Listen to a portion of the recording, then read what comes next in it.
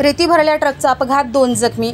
आज पहाटे 5:30च्या दरम्यान नागपूरकडून यवतमाळकडे कण्हान नदीची रेती भरल्या ट्रकचा अपघात होऊन 2 जखमी झालेत। अपघातात राष्ट्रीय महामार्गाचे दुभाजकावरील विजेचे खांब आणि कठडे तुटले गेले, यासह ट्रकचेही मोठ्या प्रमाणात नुकसान झाले आहे।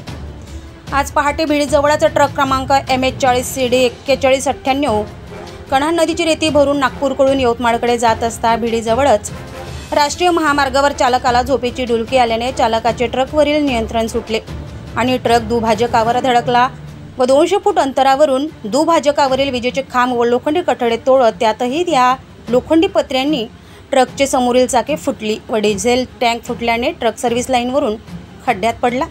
अपघात एवढा भीषण होता की सुदैवाने सर्व्हिस लाईनने कोणीही वाहन आणि मॉर्निंग वॉच करणारे मध्ये मिळाले नाहीत। पुढील तपास देवळी पोलीस करत आहेत।